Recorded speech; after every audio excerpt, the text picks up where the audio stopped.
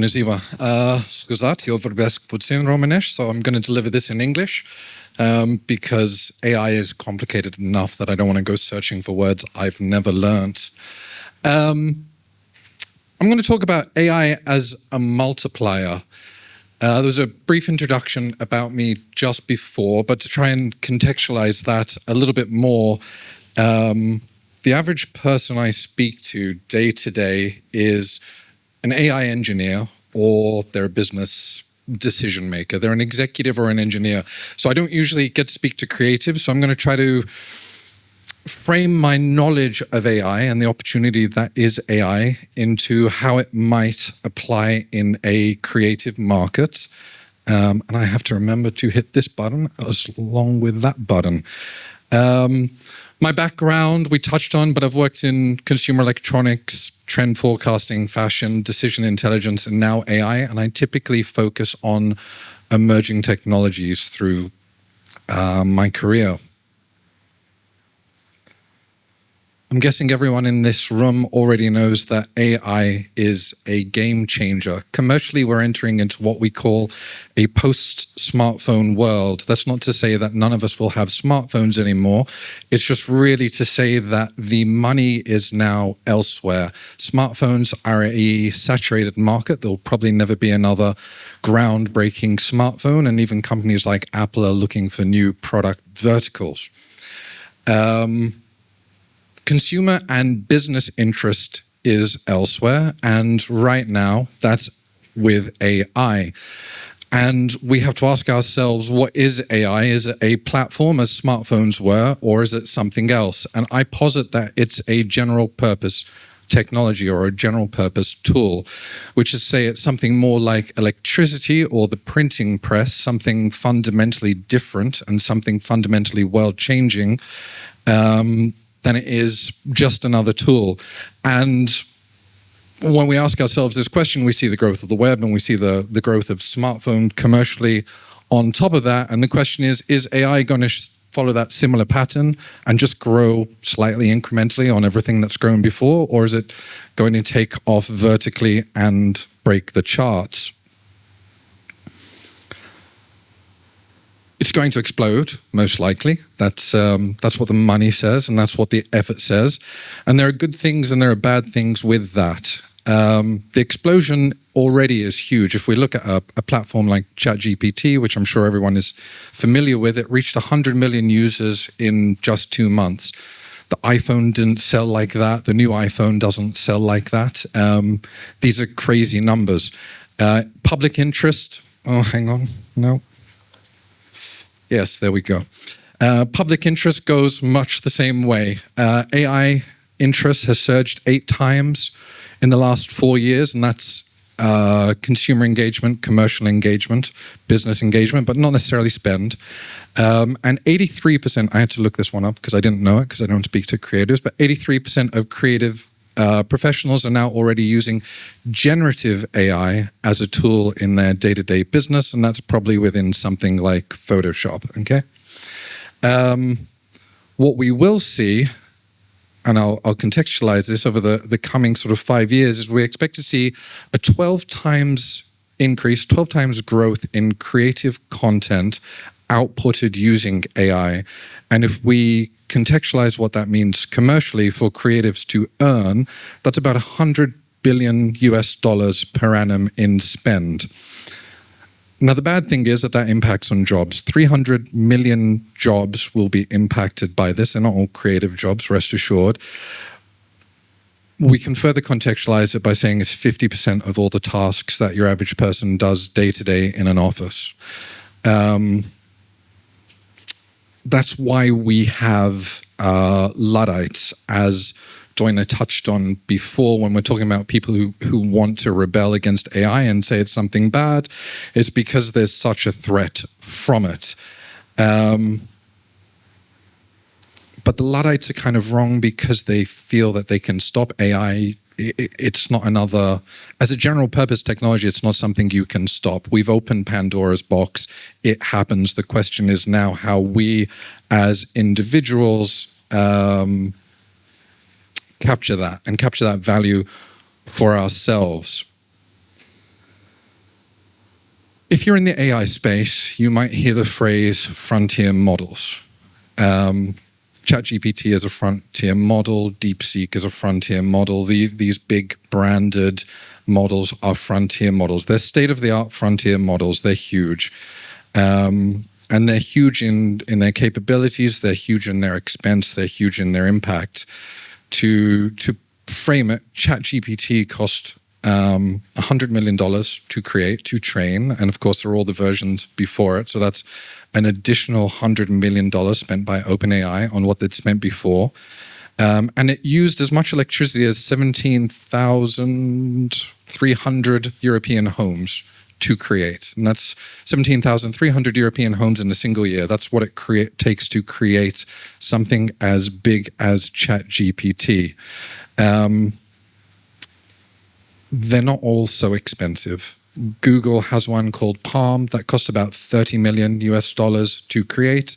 Chinese company created one called DeepSeek that cost about $5 million to create. They're a bit dishonest when they give that number because they had to purchase all the hardware and everything, but about $5 million. So we can see that some of the costs are going down as the capabilities remain the same. And we call these frontier models and foundational models because they're at the frontier of research, but they're also the frontier of a country's capabilities. So we look at China, we look at the US, and we realize that we're going to see AI native countries. And if you want to draw a good parallel to that, you can look at how Estonia is a digital first country. Everything is digitized, everything is online. We're going to see countries which handle AI natively, and their workforce will do the same. You will have AI native workforces, and a lot of governments are very concerned with frontier models, which I'll come to shortly. But we were touching on the expense, and I'll tell you why I keep touching on this, because it's not very creative. What is this? This is just the top US companies excluding Apple. So we've got Meta, Alphabet, we've got AWS, Amazon, and we've got Microsoft, and they're estimated this year to spend over $300 billion on generative AI models. They're all frontier models, and I highlight this number to make a point that Moldova as a country cannot compete with this. You have a GDP per capita that's about $8,200 per person. You don't have companies which can spend this, and indeed, pretty much no country in Europe has the budget to compete with this. But that's not a bad thing. Germany is a huge industrial power. It didn't invent the railway. In fact, it rolled out its railways by buying all its railway lines and locomotives from Britain. Britain didn't invent the printing press, but just about everyone in the world speaks English. They stole the printing press from the Belgians. So the fact that Moldova can't lead in terms of frontier models doesn't limit capabilities. Why governments and companies are concerned with these frontier models is not just the expense of them, but why they're important for creatives, for people being educated, for in fact anybody engaging with them. Frontier models are not just AI infrastructure, they're cultural and creative infrastructure. If you take the DeepSeek model and ask it about the Tiananmen Square massacre, it will tell you there was no such thing. Which is very good for China. That's very bad for students trying to learn. To put it in something more contextually, politically relevant right now, a Russian model would probably not want to be used by the Ukrainian government because it would have all sorts of things to say that the Ukrainian government wouldn't agree with. If you're a student trying to learn, eventually your papers will be graded by these frontier models, and if the frontier model has a particular bias or particularly excludes or has another historical reference, you're going to get a bad mark even if you're telling a historical truth. So Moldova can't play here. It's important for it. It might collaborate. It might purchase. It might buy models. It might rent models. It might lease them. It might collaborate with someone like Romania because you have the shared language and the shared history. It might collaborate with the EU because you're moving in that direction. Certainly the EU, because of all these problems, will be very interested in empowering everyone within Europe with frontier models. Then again, it might also not be a problem at all. Since 2022, Meta's Llama model has been able to speak or regurgitate Gagouze, which is, reasonably obscure on an international level. That's all the negative about how Moldova might be impacted. The positive is that the barriers to entry for everyone here, including creatives, are extremely low. You can't create frontier models, but you can certainly access them. Meta spent $120 million developing Llama. You can download it and run it on your local computer for free. It's getting so small you'll be able to run it on your phone for free. You've got $120 million of value that you can download irrespective of where you are. ChatGPT can write, via its API, can write 750 words for about 3 US cents. So if you're a textual creative, that's close to free. The most advanced model from ChatGPT can write you a 500-page essay for about $10. So these tools are inexpensive or they're free, and that speaks very well or bodes very well for Moldova's creative sector, which I've read is growing at about 11% annually. In fact, it's one of the quickest or fastest growing sectors in Moldova. So you've got all these tools, you can access them inexpensively, and you can capitalize on them in the same way that Singapore, Luxembourg, they're not financial, well, they don't have an internationally traded currency, but they are financial capitals for the trade of US dollar for pound. So Singapore, Ireland, Luxembourg, and the UK all play in something, the US dollar, that they didn't invent. And Moldova can do the same, creatives can do the same with or without government intervention. And if we touch on the Luddites again, or the people who fear and loathe AI, there has long been derision, let's say, where people have derided AI. Oh, it just breaks copyright. They've derided software made with AI or creative websites, creative endeavors, saying it's just a wrapper. They have all these terms of derision.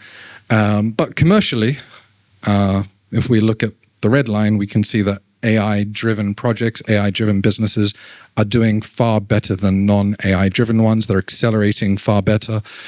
If you're a creative in web design, you're probably familiar with a platform called Cursor. It's achieved over $100 million in revenue in just 3 years. That's faster than any SaaS or any other subscription platform before it. Lovable is a similar one. It's earned $17 million in 3 months.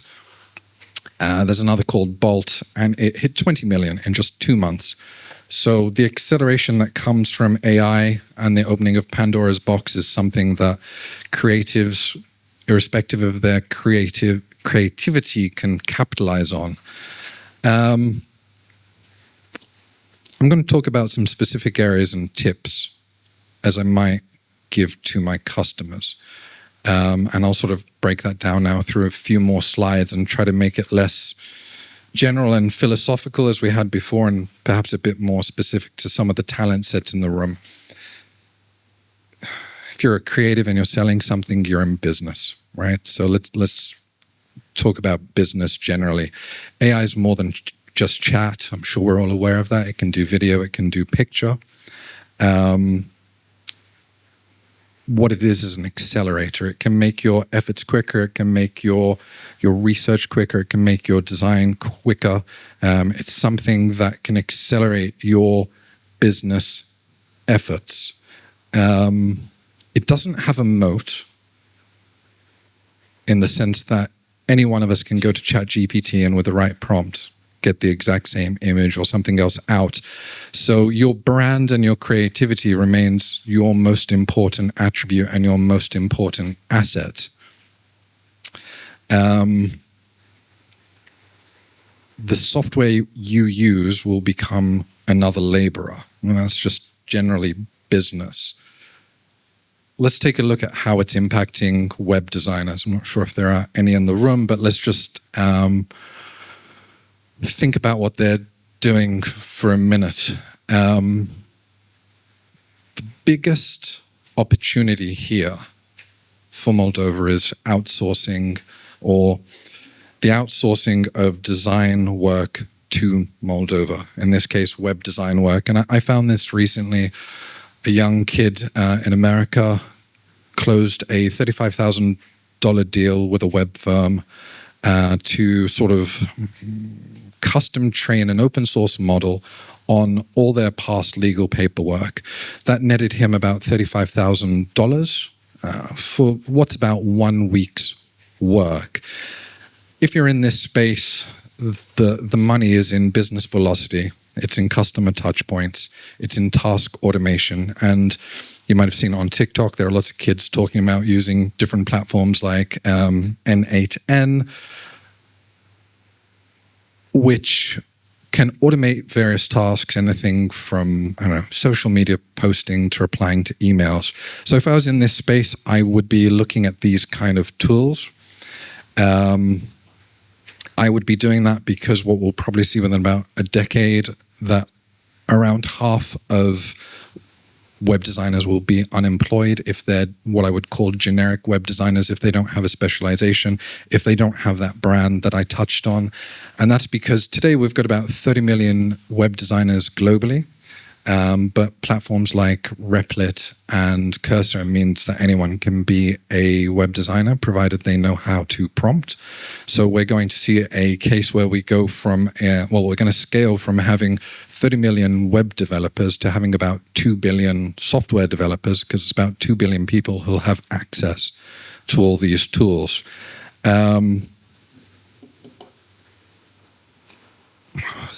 It's neutral. It's a bad thing. It's a good thing, which makes it a neutral thing. AI will compress everyone's work into minutes in this field. And what we're going to see for the first time emerge is a one-person billion-dollar software company. That's the reality of what this does. And right now, that means that one person here or elsewhere can compete with a 100-person startup simply because they have these kind of tools and these kind of opportunities. And the limits are now on ideas, execution, and of course the access to the subscriptions, which run at about $20 a month. If you're in static, what I'll call static visual design, whoops, I didn't mean to do that. If you're in static visual design, you have a huge advantage right now because there are a lot of tools out there. It's about co-creation with these tools, and I'm sure you've seen some of them. ChatGPT, Midjourney do excellent images. If you need to run these kind of platforms locally to create images, and the reason you might do that I'll touch on in a second, you want to look at tools like Stability and Flux. If you're in visual design, you want to learn LoRa's. LoRa is a way to fine-tune visual AI models so that they can regurgitate a style, or they can give you ideas in a particular visual language. If you go to ChatGPT or Midjourney and ask it to design something that looks like Chanel, it will be able to do that. But if you're a fashion designer, say, or a graphic artist, you have your own unique style, it's not going to be able to do that. And LoRa is a way to train these models to do that for you. But you need things that run locally, and those things are Stability and Flux. If we look at this platform I've put there, Civit AI, you can create LoRa's on that platform so that you can do your own style, your own visual language. They train about 800,000 of these for creatives every month. And they're not all for creatives. There's all sorts of odd and wonderful stuff on there. But that's kind of where you'd go to learn how to do that, and do that quite inexpensively. And if you're doing static design, visual design, that's the kind of angle you would want to look at. So you can use these as research tools, as idea generators, or even to create sort of the foundation for the work you might put together. And this is one this is a tool I particularly like. It's a new one. It's called Reeve. These are cherry-picked, but these are all surprisingly high quality. done without post-processing. These are done without Photoshop. And of course, they're also all done without a camera or anything else. They're just done with a text prompt. These tools are getting very good. But these tools like Reeve, they can't be custom trained, which is why if you're a creative, you need to use something like the stability tools or the flux tools to have it speak in your own visual language. Moving image, for anyone doing video, AI, sorry, not AI, AR is what I want to say. I've got AI on the brain. So if anyone's doing sort of VR, AR, if anyone's doing video, you have a whole suite of tools that, you know, the subscriptions are not inexpensive, but in some ways they are at about $500 a month for the very best ones. Or if you need to run it locally for free, you can look at a Chinese one, Hunyuan, and they will do. Let's see if I can get this video to play.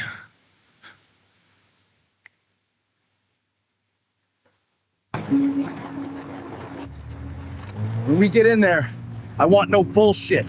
You stay on my 6 at all times.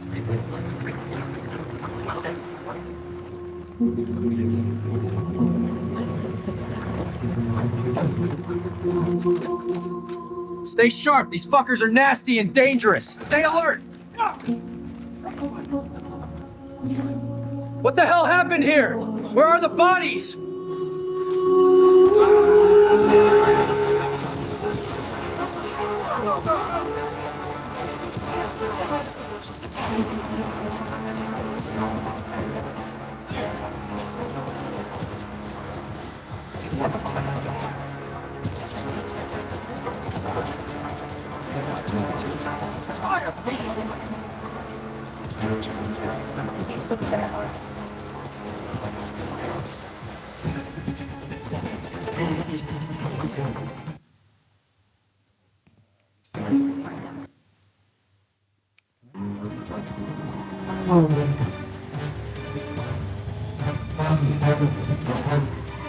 Hold on. A black cat crossed my path.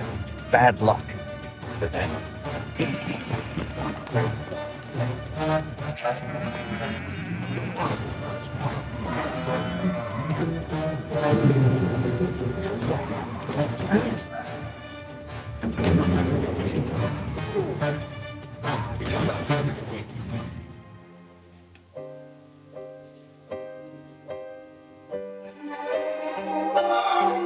The ball is gone. You can find that on Twitter if you want to know what happens next. Both of those were done with Google's new tool, VO3. And I put those in there because that tool costs $500 a month. And the first action video that I showed you took 8 hours to put together. And I found the chap who had put it together with all the prompting, and he'd used Final Cut to edit it.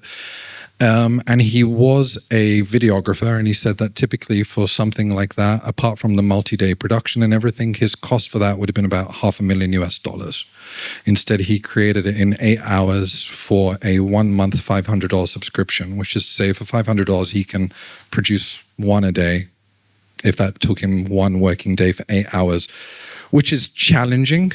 Of course, if you're in visual arts. It's also empowering if you don't have a $500,000 budget to put together something, because all of a sudden you can.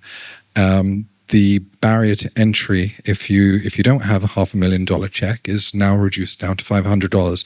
So suddenly, if you want to pitch an idea to a customer for a commercial, or you want to pitch an idea to a television studio or a producer for a movie for $500, you can put together a mock-up, or indeed maybe even a final product.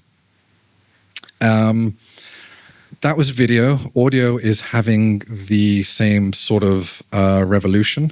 And again, there are lots of tools for this. Some are open, like Stable Audio and AudioCraft. Some you have to pay a subscription for, and most of these things, the subscriptions are about $20 a month.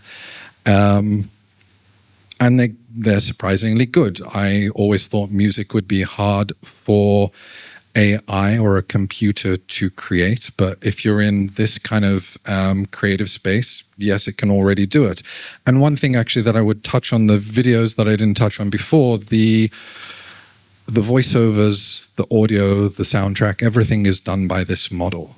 So this was one creative. So it was an idea and execution and editing. It wasn't a team of multiple people. But if you're just in the audio space and you want something very particular and you don't want the computer to make it for you, well, you can write lyrics or you can generate lyrics and you can create a whole song. And Good day. Yeah. I am D.D. Van Carter. I would like to perform this new version of a great song and hope to do it justice.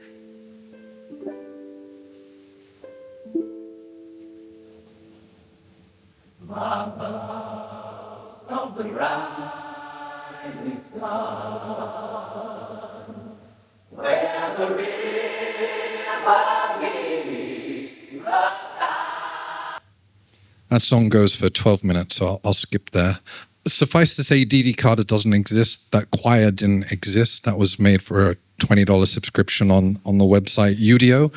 And if you want to get an understanding of the capabilities of audio, if that's your thing, or if that's something you want to experiment with, go to suno.com or udio.com. They have all the sort of like top trending tracks on their front page and just hit play. I think you'll be surprised by just how capable some of these models are. And you've probably already seen some of their output on TikTok where people do these music to silly comments they found on Reddit or Twitter. That's what they're using. If you're a game developer, well, you can be a solo game developer almost for the first time now, can't you? You have a lot of tools at your disposal because, of course, you've got all the image generation tools to make all your assets. And you've got the programming assistant tools like Cursor, which go for about $20 a month. So perhaps for $60 a month, you can create every asset you need if you don't want to just use something like the free version of ChatGPT. So your problem changes to needing distribution as opposed to needing a broad skill set. This is one I found from a guy who is it's a Dutch guy, who is very, very good at distribution. So he built what is really quite a poor game. It's a flying simulator. You can't do anything really but fly around. You can't shoot things. You can't blow things up. There's very little entertainment in there. But because he's very good at distribution, because he's very good at self-promotion, he took this in 17 days to have a $1 million in revenue, ARR. So I highlight this because if you're in game development for the first time, you can be a solo game developer. You can accelerate what you're doing because that's what AI is. It's an accelerator. And then you need to become a promoter as well, right? And then having more than just a platform like Steam, you can capitalize and distribute. If you're the kind of creative who's actually a computer scientist, who a lot of the people I speak to every day, I touched on earlier on just how much electricity AI models consume.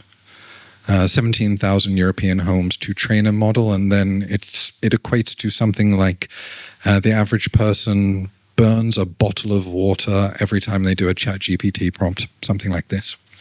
So the money and where people are investing are in alternatives to the neural networks that power all these AI models. So if anyone is in this space, they want to be looking at things like XGBoost, and they particularly want to be looking at tools like SHAP, because SHAP makes us understand what an AI model is thinking and why it makes the decision that it does.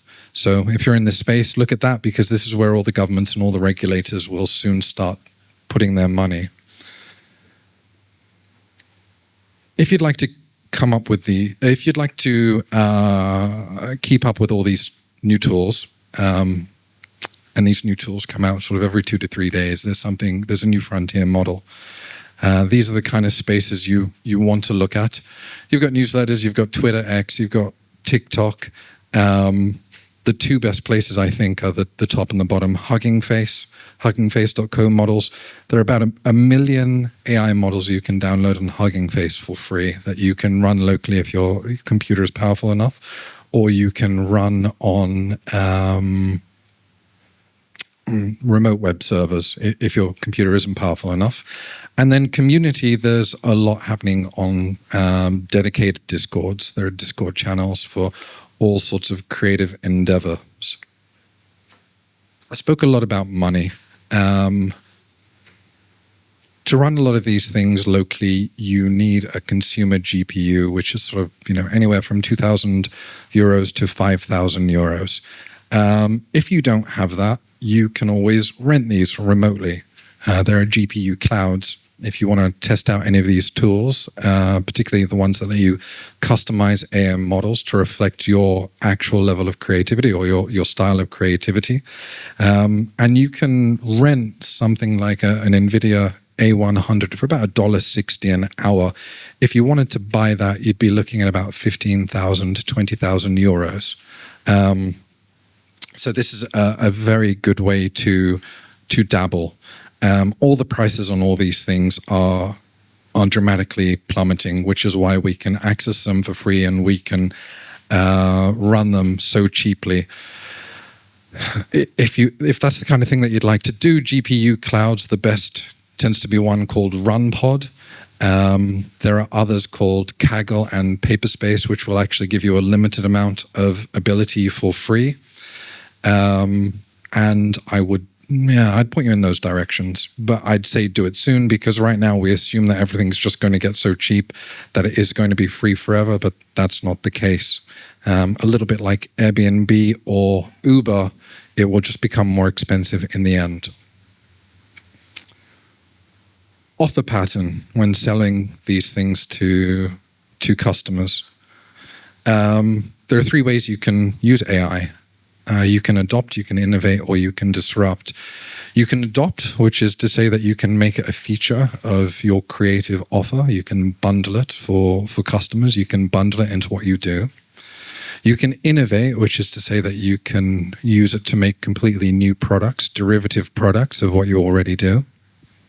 Or you can disrupt. You can be disruptive. You can redefine the question, build something wholly new, and you can unbundle things that others are doing. And the gaming, the flight game that I touched on before was an interesting approach to that disruption and that unbundling, because typically if you want to get a game, you go to a platform like Steam or any of the stores for PlayStation or Xbox, whereas that one makes $1 million a year and it runs in a web browser. Using a platform like Cursor, he's coded and distributed a game into a browser without an app store to tell him he can or can't what the content needs to be. AI is expensive, but it's heavily subsidized. So Moldova's potential role becomes one where it can potentially be a test bed. It can be a test bed for creative ideas. It can be a country that has an AI-first workforce and an AI-first creative space, and a creative space benefiting from all these tools. It can use what I think is somewhat unique. It can use its language abilities, because everyone here typically is multilingual. It can use its creativity, and it can use its work ethic, because all of you work bloody hard, to attract foreign clients. And its size means that it can remain both small and agile and take advantage of things which other countries cannot take advantage of, because they're tied down by regulation or by old ways of thinking, because they're very comfortable in what they've been doing for many, many years. Lots of this looks daunting, but remember that all of this takes time. We've all heard of the cloud. We all see everything is cloud powered, but if you're in commercial industries, only about 30% of commercial tasks done day to day by companies are actually cloud powered. 70% of work doesn't touch the cloud, but the cloud seems ubiquitous. We've been told for years that AI will replace every job. We were told the same about self-driving cars. 10 years ago, we were told that within 1 year there would be no taxi driver and no truck driver because of self-driving cars, and yet they still exist. So this will take time, but the opportunity won't stay open forever. So individually, we need to move fast. We need to upskill ourselves, and creatives need to capture that market share. And that's a challenge for everyone, and everyone's trying to do. And countries like Moldova, without perhaps a huge export product apart from talent, need to ensure that they are first and foremost in. I will say that when you're doing this, price your product for value. A lot of people think that because this is accelerated work, you should still only charge, I don't know, your $15 an hour, your $100 an hour. But when you price AI derivative products, think about the value to the customer. The customer is not aware that you have accelerated your work. And while these tools are not as ubiquitous as they one day will be, you have the opportunity to make a lot of margin and benefit before those 300 million jobs disappear globally one day, maybe. Whenever I speak with business clients, they want to know how to use these kind of tools to develop a beachhead market. That is the first market they want to attack. So beachhead markets are a World War II concept. So I will finish with to paraphrase Winston Churchill, you have the tools, it's now just up to you to finish the job and get the clients and get the creativity and use those tools to do all those things.